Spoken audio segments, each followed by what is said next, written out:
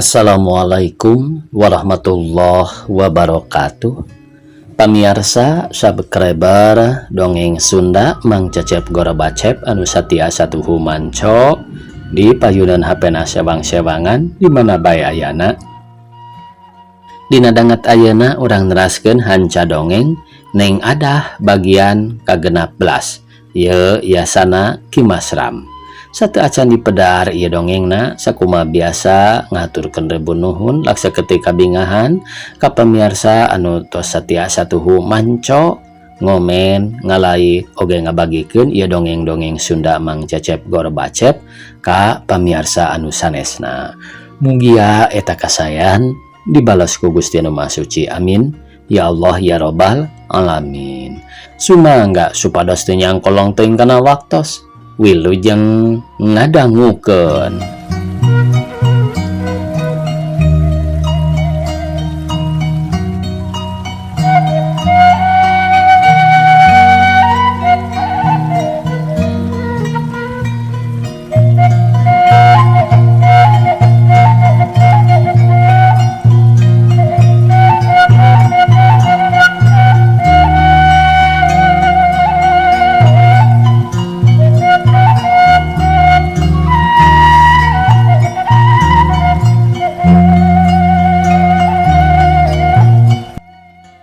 Sawios Neng, saya teras ribut supados puguh moal aya di kapaur. Geurau pami tetep teu aya putusan mah. Urang teu weleh hariwang. Maklum itu mah tetep ngunep-ngunep. Kitu deui urang moal weleh sieun. Laras ayi, sok teraskeun akang tanggung jawab deun Bubun ngahatean. Kumaha Kang Bubun? Upami ceuk Neng Adah mending ngadeg-deg. Sing tenang Adah, keun akang anu nying hareupanana. Coba lamun tetep pada ngunek-ngunek di mana aya tungtungna. Tuman deui da lamun acan diwarah bener-bener mah moal alinsap tetep bae engkena teh ngagaranggu. Buktina teh baheula terus kieu nyeun kagorengan. Matak ayeuna urang bereskeun ambeh urang tenang bebas tina rongronganana ceuk Den Bubun ngagedean hate Neng Adah. Akhirna Neng Adah surti kana kahayang Den Bubun teu bisa mungpang kapaksanya tujuan. Barang mobil Asep teten nyiap kabeneran kabeh ngareret atuh gebeg ngagebeg. Teu nyangka yen anu nyiap teh sasat jelema anu keur diincerna komo Den Komar mah mending ngelaper nyel nafsuna pijil. Alam jadah modar sia aya nama Den Komar geus gregeteun pisan. Kabeneran Mar, urang teu kudu nyusul ka imahna, sok siap deui terus ngahalang pijalananana. Sina eureun geus tong dibere deui hampura. Tah eta bah musuh urang teh, ceuk juragan Pandai bari ngareret ka Bah Sahur. Atuh asa kabeneran pisan, sok dinutieun eureunkeun. Keun ku abah urang beresan pantar kitu mah, sugan teh geus karolot. Atuh barudak ololeho kitu mah. Wah, tai koko. Bah Sahur agul, manehna nguntuk pisan dumeh ningali Den Bubun jeung Asep teten cara leuyeuk, pasti ku sakali gebrag oge geus moal bisa harudang. Kitu pikir Bah Sahur. Keun supirna mah bagean abdi, abah si Bubun bagean anak. Den Komar gede hate padahal ti heula oge ku Asep teten teh geus kawiwirangan ayeuna nyanggupan dubeh kadorong ku nafsu ningali parendeng jeung Neng Adah. Den Komar terus nincak gas mobilna rek nyiap mobil Asep teten, tapi Asep teten paha udag-udag silih siap lamun ayeuna disebutna teh ngebut hayang menang hayang unggul. Cit, mobil Asep teten mengkol katingalina matak paur maninikung pisan. Bubuhan Asep teten geus loba pangalaman teu hariwang ngan Neng Adah kaciri muringis paur kutarikna mobil. Sieun bisi cilaka asup ka jurang. Nu kabeneran aya di sisi jalan kabeh garogodeg heran aya nu keur silih siap sawareh aya nu kukulutus aya oge nu terus ambak. Maklum kolot tersepen ningali nu ngebut kitu teh da puguh matak nyilakakeun malah aya saurang rek katabrak pisan ku Den Komar. Untung kesit loncat ka sisi lamun henteu tangtu binasa geus moal aya nyawaan. Kasabelan kop tah tetelo lebok. Musa urang ngagorowok bari kop kana batu, peluar di baledogkeun. Tapi da puguh mobil tarik meledogna teu keuna. Ari Den Komar teu mirosea terus nincak gas terus digedean tapi tetap mobil Asep Teten teu daek kasiap. Polkeun atuh gas namar piraku teu bisa nyiap. Juragan Pandi geus teu sabar hate mentegeg peda Asep Teten teu bisa kasiap. Ya oge geus pol tuh jarumna oge geus nunjukkeun kana angka 100. Nah tuh teu daek tarik. Dasar mobil butut. Usahakeun cing bisa kasiap ambe pagawean buru-buru beres. Di Bandung mah barabe deui. Ayeuna kasempatan nu hade. Bah Sahur geregeteun pisan nafsuna geus nerejel teu katahan hayang geura ngabinasa Den Bubun, hayang geura mulangkeun ka nyeri nu jadi murid sasatna Juragan Pandi. Mobil Asep Teten terus nyemprung sanajan gas teu dipolkeun tapi lompatna tarik bubuhan mobil anyar. Ari nu Den Komar mobil geus rada butut jadi tetap bari adu regeng oge moal bisa nyiap moal bisa nyusul. Lompatna ngayat dipaksa oge kalah mata keruksa kana mesin. Juragan Pandi jeung Bah Sahur arambekeun terus kukulutus nyarekan Den Komar. Piceun Mar mobil kieu geus tong dipake deui keur naon da eueuh gunana. Kalah mawa pusing wae kana pikiran. Aya-aya wae gogoda teh. Hari tadi bisa nyiap, hari ayeuna kalah beuki tinggalun. Aneh pisan ieu mah. Na maneh teh sieun ku si Bubun, ceuk Juragan Pandi nyentak. Lain sieun ngan mobilna teu daekeun tarik, tuh gas beak. Na kudu dikumahakeun deui. Tempas Den Komar hatena jadi ambek ka ditu ka dieu teu ngeunah pada asa dihina ku Juragan Pandi disangka sieun ku Den Beben padahal mah mobilna butut teu bisa tarik. Tuh geuning rada deket terus marpolkeun gasna. Bah Sahur atoh padah mobil Asep Teten rek kasiap beuki lila jarakna beuki deket paingan da ku Asep Teten dihaja dilalawunankeun ambeh disiap ku Den Komar. Launkeun aye keun antep rekumaha maranehna teh ceuk Den Bubun nitah ngalawunkeun ka Asep Teten. Atuh Asep Teten nurut persenelang dipindahkeun deui kana hiji teu kungsi lila siap Den Komar nyiap. Den Komar seri ato harepanana timbul deui yakin yen Den Bubun baris kaelehkeun ku Bah Sahur soal Asep Teten ku manehna jeung ku Juragan Pandi. Den Komar geus teu sabar hayang geura ngalaksanakeun pamaksudanana mobil rek dihalangkeun ngahalangan jalan mobil Asep Teten. Ngan kabeneran aya keneh mobil sejen jadi Den Komar rada asa-asa hariwang bisi niat jahatna kanyahoan ku batur. Di palebah Cikadut dinu rada tiiseun Den Komar gancang memparkeun mobilna ka sisi atuh malah ngahalangan mobil Asep Teten. Asep Teten ngaranjug reuwas da teu nyangka Den Komar boga maksud kitu. Untung Asep Teten geus loba pangalaman tur geus ahli deui kana nyetiran cepet mobil direm rag eureun hareupeun mobil Den Komar. Asep Teten gancang turun taki-taki caringcing pageuh kancing saringset pageuh ikat jut turun dituturkeun ku Den Bubun jeung si Aben. Ari Den Komar teu gancang turun kalah majukeun mobilna rada anggang ti mobil Asep Teten. Kira aya 20 atawa 30 meter rag eureun jut tarurun nyampurkeun Den Bubun. Naon maksud tujuanna ngalangan jalan batur? Ceuk Asep Teten tenang nakaran tilu musuhna ditetep hiji-hiji. Atuh Den Komar ambekeun srog ka hareup ka ciri awakna ngadegdeg huntu kekerot banget ecei beureum panonna buringas teu beda ti panon ucing anu rek ngerakab beurit. Teu perlu nanyakeun soal nu kitu, anjeun oge tang tugas apa ka kaula. Tur pasti geus bisa ngira-ngira naon maksud kaula ayeuna. Anjeun poho deui. Den Komar kawas nu nya nguntuk. Memang geus apal anjeun teh tukang ngaributkeun, tukang nyen gara-gara ti heula anjeun teu hasil. Meureun ayeuna penasaran matak mawa batur nu anyar oge. Da anjeun mah gede kawani tapi terami gawe sorangan sok pinjem tenaga batur. Bener henteu? Ceuk Asep Teten tetep waspada panonna teu lesot tina gerak-gerikna musuh domeh geus apal Den Komar tukang ngabokong ngabongohan. Ulah gampang sia nyarita teh. Aing lain dibawa ku Komar ngahaja neangan maraneh. Aing teh rek nyieun balitungan jeung si Bubun jeung deui rek menta neng adah. Tadina mah rek disusul ka Bandung tapi kabeneran panggih di dieu. Ayo sia Bubun ulah ngajedog bae rek nyerah atawa moal. lamun nyerah maneh kudu mikeun yang ada ka kami. Lamun rek ngalawan ulah sambat nyawa maneh baris diparagatkeun ayeuna, ngarti? Ceuk Juragan Pandi bari mencrong ka Den Bubun, nafsu ngagedur, amarah geus teu bisa katahan. Mang Pandi anu sifatna jadi kolot, tapi eueuh koloteunana, eueuh kabeneranana. Tiba heula keneh waktu ama jumeneng keneh Mang Pandi geus nyieun hiji kalakuan anu teu pantes pisan. Eueuh sifat kamanusaanana estu teu beda ti sato. Mang Pandi geus tega ngabinasa ama, geus luas ngaruksak raja kaya ama.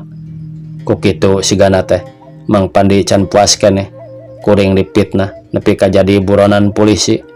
Kudu balang sak sangsara di pangumbaraan. Ayeuna kuring geus bebas. Mang Pandi lain aya kadua babalik pikir. Ieu mah kalah terus maceh ka pamajikan rek ngacampah. Ayeuna kaneng ada cing atuh Mang Pandi eling da Mang Pandi teh geus kolot geura tobat ka pangeran. Da dosa Mang Pandi teh geus moal kawadahan. Cing eling atuh Mang Pandi, ceuk Den Bubun mimiti nafsu. Sia endog matahan ka hayam jempe monyet. Ayeuna maneh geus tong loba dongeng, loba carita, rek nurut ka kami atawa moal. Dek dibikeun yang adah teh pok geura jawab, ulah ngadaguan nafsu. Datang tuh maneh oge ku kami baris ditandasa. Pek geura jawab. Lamun ngabantah ulah sambat kan aya, maneh kabeh baris dibinasa. Yo bisi teu nyaraho ieu teh basahur teh. Guruna Pandi anu geus kakoncara moal birek deui pikeun urang Pasundan. Maraneh ulah rek nyoba-nyoba ngalawan. Basahur nyaritana agul pisan. Sanajan ilmu luhur oge moal aya paedahna ari dipake teu bener mah. Ilmu luhur pangabisa loba tapi anjeun salah ngagunakeunana. Kenaon ari sohor ku kagorengan jeung kajahatan mah tembal Den Bubun teu ludeng. Kon den bagian abi nu kieu mah sanajan kumis anjeun sagede cau galek oge saben moal rek mundur. Naon pangabisa teh cing geura kaluarkeun urang jajal yeuh jeung jago jamika. Cuk si aben kawas nu nya srog ka hareup leungeun baju disingkilkeun dangong pertengtang siga nu nangtang. Ngajadog sia bisi diparioskeun ku aing na teu sieun sia ha. Juragan Pandi beuki nafsu teu ngeunah asa dihina ditangtang ku pantara si aben. Ulah ngajadog Pandi, teu heula ku aing di juragan-juragan pedah ngajenan sugan teh nya jelema bener. Ari kabuktianana mah si aben wajib mere pelajaran. Nah dikira si aben teh sieun, handap. Kasih si kunyuk ulah ngaganggu bisi di podaran. Den Komar nyengor morongos. Anjeun mah kaula lawana namal era ngalawan Mang Aben. Wani kanu lemah pedah nyaho teu bisa nanaon. Ulah agul kula oge marek mundur ninggalkeun pakalangan tempas Asep teten srog ka hareup megatan Den Komar. Pandi, Komar, geus tong dibawa nyarita beresan kunyuk-kunyuk teh. Basahur marentah bari hiat narajang leungeunna rek ngajojo kana beungeut Den Bubun. Tapi lain oge Den Bubun ari kudu miris kuno kitu mah. Rikat Den Bubun ngagiwar bari kep newak pigelang Basahur. Cebet. Wah, Basahur ngoceak. Gadona dipeupuh ka rasa asar remuk mangkaning ku Den Bubun dipeupuh satakarna untung teu rubuh namru oge. Bubuhan Basahur geus kuat. Geus loba pengalaman katambah loba pangabisana da lamun nu sejen geus pasti moal bisa cengkat deui. Pinter geuning anjeun teh. Rasakeun sia babales ti aing. Ceuk Basahur seri koneng nyumputkeun ka era jeung rasa nyeri dina gadona. Ulah loba dongeng si Bubun moal ingkah kabur. Sok rek kumaha? Si Bubun moal waleh dilayanan. Tempas Den Bubur baris rok deui ka hareup pasang kuda-kuda. Duanana pahareup-hareup silih incar kalemahan masing-masing. Bareng jeung luncatna Basahur tadi Juragan Pandi oge kesit narajang Asep teten perut but cus-cos nganteukkeuna kana sasaran. Kabeh nyeplos nonjok angin sigana Juragan Pandi nafsu teuing jadi nyerangna geus teu make perhitungan. Bubak babuk sakeunana atuh kauntungan pikeun Asep teten kabeh paneunggel Juragan Pandi dipiceun. Waktu juragan Pandi narajang di ka Asep Teten tenang nakeran ngisarkeun suku kencana kagigir awak rada diputar dengan katuhu dipake mapag beteng juragan Pandi. Hah? Aduh, jebet deui ku Asep Teten dipindo terus dihanca teu dibere pisan kasempetan atuh juragan Pandi rada kawalahan jeung duncat ngajauhan. Bari langsung pasang kuda-kuda dina gaya pamacan untuk kekerot lengan cacakar rada ngagerem meresima. Tapi Asep Teten teu miris teu gimir tenang pisan ning hareupanana hatena nguntuk yen baris bisa ngarubuhkeun juragan Pandi. Kitu deui Den Komar kabagian lawan anu teu beunang dianggap enteng manehna rada ripuh oge yang hareupan sabab si Aben gelutna bari heureuy bubuh nambah nafsu ka musuh. Aya aturan Den Komar maju ka hareup manehna mah luncat ka tukang terus ka hareup deui kecrot nyiduhan kana beungeut. Atuh Den Komar bingungeun kudu kumaha ngalawananana kitu salah kieu oge tetep salah. Setan alas ulah nyiduhan beungeut sia. Si laing teh teu bisa neunggol. Den Komar gregeteun panon molotot awak oge mani ngadeg-deg era wirang eleh ku pantar si Aben. Nyeta dewek mah teu bisa matak nyiduhan oge lamun bisa mah meureun anjeun oge sakali rubuh moal usik deui tempa si Aben bari nyerengeh seuri. Kasih sia ari teu bogo gelut mah kenaon ngalawanan oge ari musuh lemah samodel si laing mah ayo kasih si lu rek ngahalangan. Lamun dewek nyingkah atawa ka sisi anjeun rek ka mana ceuk si Aben. Tang tu rek modaran si Bubun matak si laing lamun masih keneh hayang hirup ayeuna keneh geura ka sisi ceuk Den Komar ngancam. Is teu bisa ari dunungan dewek rek dihurup mah teu bisa gelut kudu satria hiji lawan hiji batur geus aya lawana piraku anjeun rek maturan batur anjeun mah mun kitu eueuh dewek kakara bisa. Ari dewek can pacundang mah ulah waka ngusir.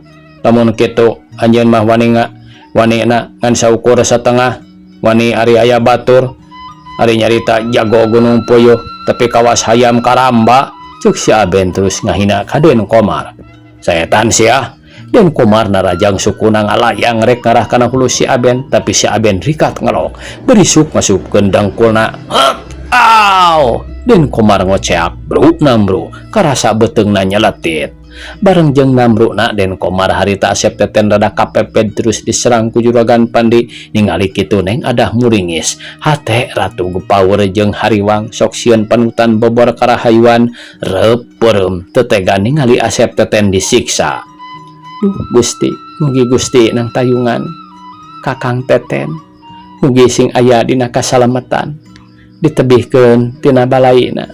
Gusti, neng adah ngalengis mumentang kanu kawasa nya benta gebeg ngagebeg sabab Asep Teten keur dihanca nepi ka teu bisa walakaya pisan.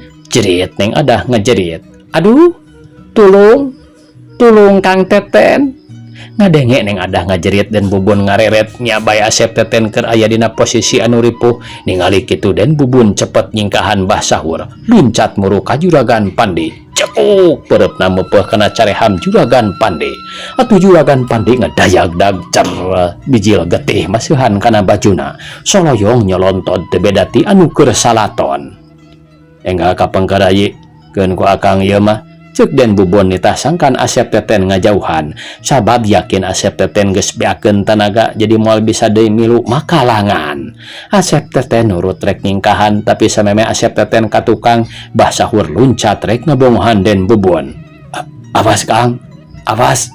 Asep Teten ngabejaan reupeum sabab geus pasti Den Bubun binasa ku penyerang Mbah Sahur anu luhur elmuna. Den Bubun kesit malik tapi orok kaya perut Mbah Sahur miheulaan kana beungeutna. Den Bubun dijengkang rikat hudang deui tapi ku juragan Pandi teu diantep cedak ditajong kulitik Den Bubun ngakulitik Namro. Dina kaayaan kitu Den Bubun ingat kana ilmu tanaga batin warisan ti guruna teu talangke deui waktu Mbah Sahur rek ngarontok ka Den Bubun. Ku Den Bubun didorong ku dampaleungeuna akibatna cukup hebat. Mbah Sahur ngaguliti ka tukang aya kana 5 meterna. Namru teu bisa cengkat tina careham jeung tina irungna bijil getih. Ningali kitu juragan Pandi rada muringis komo Den Komar mah gancang luncat kana mobilna. barang yakin moal nguntungkeun Juragan Pandi oge gancang nyangkeh basahur sup dibawa kana mobil. Gerung mobil dihirupan geleser maju terus nyemprung tarik pisan maksudna rek terus kabur. Haramjada lini pegat maneh mah Ben. Dasar biko. Dan Bubun ambak nyedak nafsu teu kabudalkeun kabeh da musuhna bisa lolos. Keun bae atuh Kang, sakieu oge untung urang aya dina kasalametan, cek Asep Teten mepes nafsu Den Bubun. Muhun Kang, keun antep wae da moal wanieun ngaganggu, piraku sakitu henteu karasa, ceuk Neng Adah mairan. Enggali kana mobil ulah kagok asong, berik sugan moal ka mana.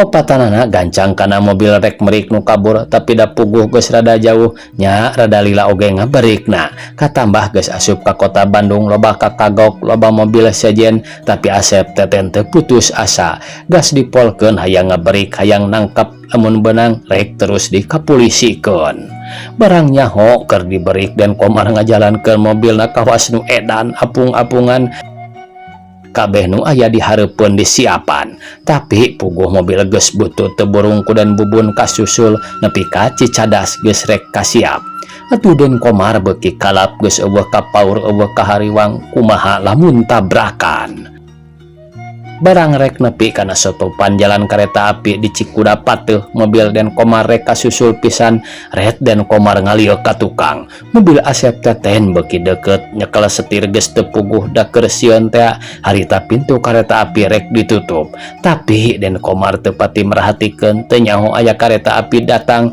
atuh ceger nyerak si anting jadarit sabab pasti saeusi mobilna moal aya nu hirup pasti kabeh oge paeh da katabrak pisan ku kereta api mobilna mah celeng aya kana 15 meterna lalu lintas jadi kahalangan kitu deui mobil Asep Teten Den Bubun geus kukulutus sabab sieun anu diberikna leungit teu kapanggih deui atawa teu katewak tapi barang nepi ka dinya gebeg opatanana ngagebeg ningali mobil Den Komar pejet Den Komar beulah sirahna Juragan Pandi sapat beheungna bah sahur potong sukuna kabeh geus teu nyawaan tah kitu geuning jelema jahat mah da kudu narima ganjaran kurang diberik teu beunang tapi tetep maranehna binasa paeh sesuai jeung timbalanana kana adat kalakuan maranehna tos Kang ulah ningali gila ceuk Neng Adah bari bibiri gidigan mohon keun ayeuna mah bebas urang moal aya gangguan deui omong Den Bubun rada ngahruk Den Bubun terus ningali heula terus kakulonkeun sagalana geus beres jelema nu rek jahat ka dirina kabeh geus nerima ganjaran nampa wawalas ti pangeran mobil terus nyemprong muru ka Cibuntu nu tarumpakna marahmai tur gede pangharepan harepan bisa hirup tentrem sakaluarga. Dina sore harita Juragan Karmita sakulawarga keur ditepas ngobrol soal Den Bubun jeung Neng Adah anu geus aya genap bulana can balik keneh kabeh pada hariwang sok bisi Neng Adah teu bisa katulungan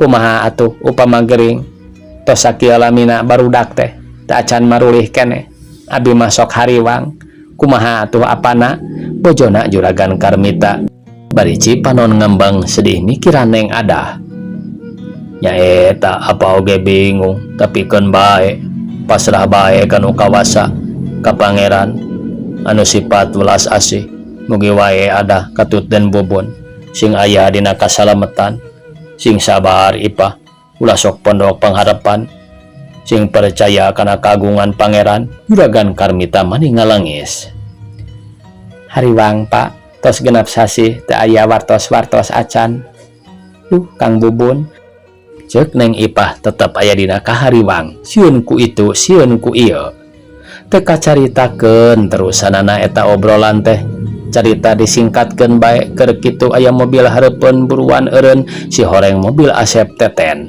atuh Juragan Karmita katut bojona nya kitu deui Neng Ipah gancang muru kaburuan barang sidik ka Neng Adah bojona Juragan Karmita meni lumpat mapagkeun gabrug silih rangkul nya kitu deui Neng Ipah terus muru ka Den Bubun Duh ada anaking nuhun Gusti. Gusti parantos nang tayungan pun anak cek juragan Karmita bunga nu taya papadana dumeneng ada aya dina kasalametan tur geus bisa balik deui pikeun riung mung pulung saperti sasari hirup sakulawarga sarta aya dina katengtreman. Ada anak ibu bagja teuing geulis bojona juragan Karmita ngaragragkeun Cipanon tina bakat ningku bunga lain di kieuna. Kang Bubun Ning Ipah terus nyuh bari segruk cerik dina dada den Bubun opatanana ngarasa kabagjaan jeung kabungahan teu bisa kagambarkeun. Opatanana muji syukur ka Yang Agung nu tos masihan rahmat maparin kasalametan sareng kabagjaan. Rit juragan Karmita ka Asep Teten manggut hormat ku Asep Teten dibales bari paroman marahmai. Pok juragan Karmita naros. Saha aden teh anu ti mana teh? Sameme Asep Teten nembalan ku den Bubun geus dipiheulaan dijelaskeun ti mimitina juragan Karmita katut bojona nganuhunkeun bari rada katarik kataji ku kahormatan Asep Teten. Kana kasayaan aden Bapak teh kacida nganuhunkeunana mugi pangeran tiasa ngabales kana sagala kasayaan aden. Teu sawios Pak Ibu kangge abdi teu janten sawios. Dato sakedahna sifat jalmi mah sawalarna abdi nganuhunkeun ka Kang Bubun anu parantos ridho masihan pitulung nyalametkeun diri abdi tina bahaya. Sami-sami ayi jawab den Bubun. Isukna pamiarsa Asep Teten terus pamitan rek balik ku sararea diandeg komo kuneng adah mah meuni teu sirikna dipuntangan.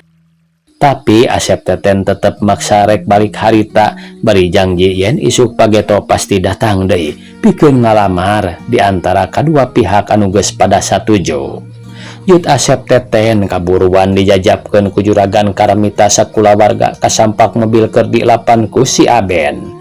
Asep Teten nyamperkeun bari seuri kayung-yun ku kahidangan si Aben anu sakitu teu ditita oge geus daek ngelapan mobil. Siga kadunungan bae sing horeng si mana horeng si Aben teh rek aya picaritaeun ka Asep Teten maksudna kitu teh ambeh salse teu kaganggu ku batur. Tos mang cekap sakieu mah kedah herang rugi ka mana deui ceuk Asep Teten bari nyamperkeun si Aben. Ieu den ulah balawuk teuing da tadina mah seueur kabul anu narapol. Kang Waroko mang mangga tampi cek Asep Teten bari ngasongkeun duit. Alah sawios den ulah diogot teuing den cek juragan Karmita. Mohon den sawios ulah ngarepotkeun ngelapan sote sanes ku hoyong diburuhan ku artos cek si Aben siga nu asa-asa nyaritana. Diburuhan ku naon atuh mang? Si Aben teu nembalan rek terus terang ngerasa era balaham belehem bae kawas nu boga dosa nganeng adah anu surti kana kahyang si Aben teh pok nyarita bari rada dibarung ku seuri. Eta cenah palai diburuhan ku Nyi Titi. Aduh paingan getol atuh Mang Aben. Oh nya kakara inget keun keoge ku abdi dibikeun sing sabar bae ngadagoan. Saha Nyi Titi teh? Juragan Karmita bari ngareret kaneng adah anu keur nyeungseurikeun si Aben terus netep ka Asep Teten pok deui nanyakeun Nyi Titi kabeh sareuri sabab geus nyaho ngan si Aben mesem bari era. Doa atuh ari kitu mah keun Ben dikawinkeun lah bojona juragan Karmita mairan ger deui kabeh sareuri kabeh ngagaronjak ka si Aben. Sanggeus kitu mah Asep Teten terus pamitan sup kana mobil gerung mesinna dihirupan samemeh ninggalkeun imah juragan Karmita. Asep Teten manggut heula terus ka si Aben bari pok nyarita.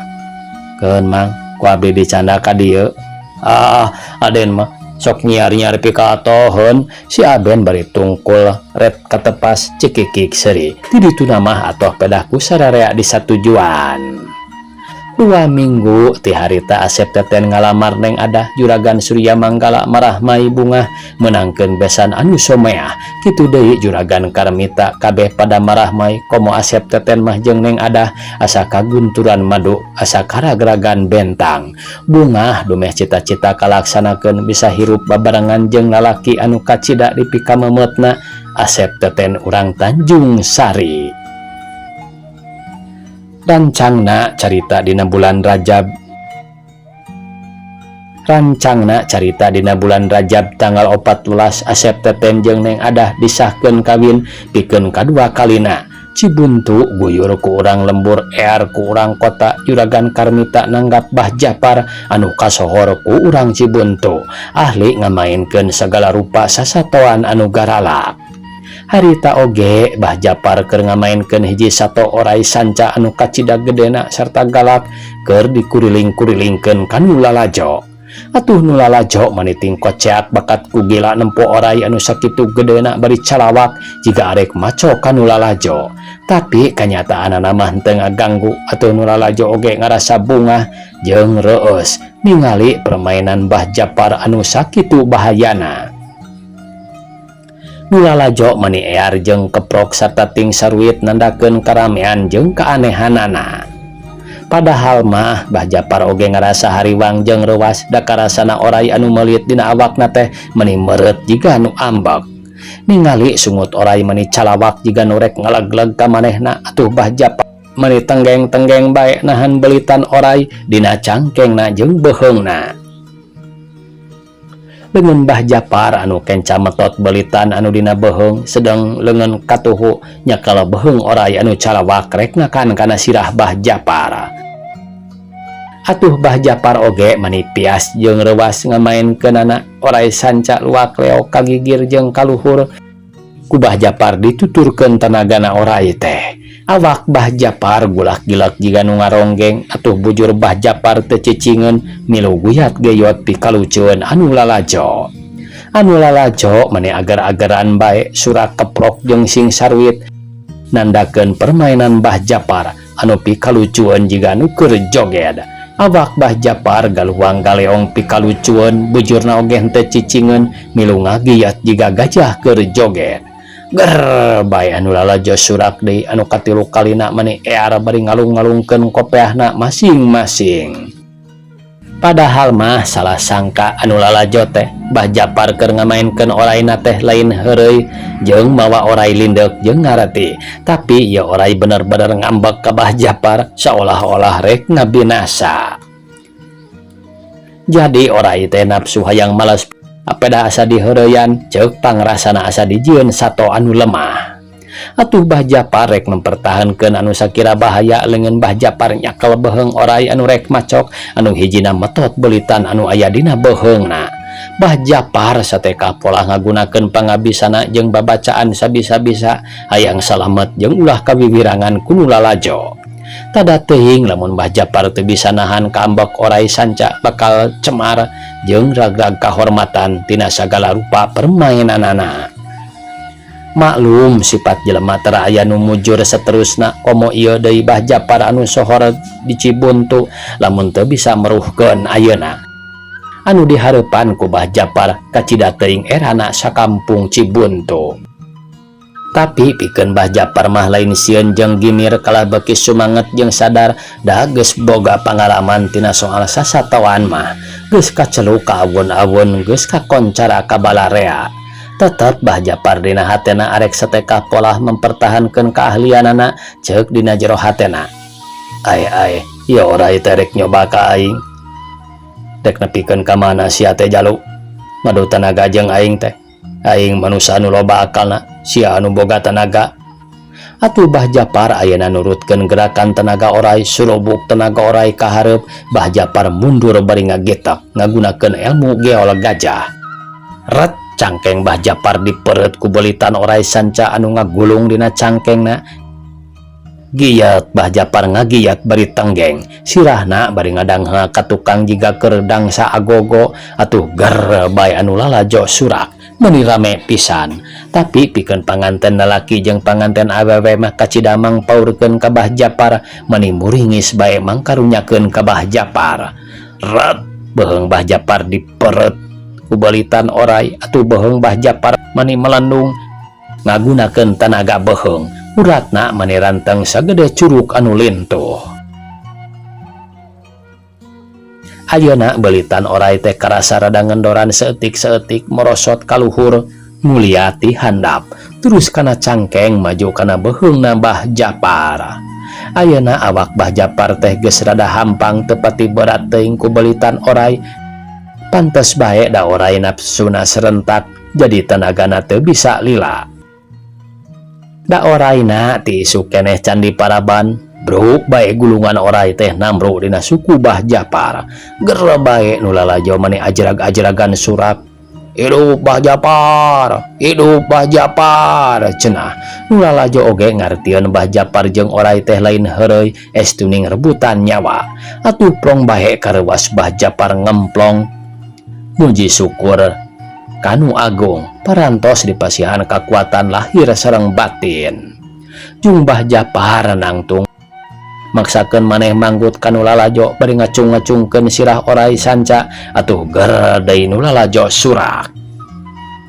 Rek Bah Japar ngarelet ka pembantuna mere isyarat anu diisyaratan teh geus ngarti kurunyung bae tiluan kaluhur panggung rek nyokot oray sanca anu sakitu gedena terus digotong ku tiluan. Kaopat manehna meuni beberegeg berateun pisan jigana teh bus kana jero kas parantina ngerem oray sanca.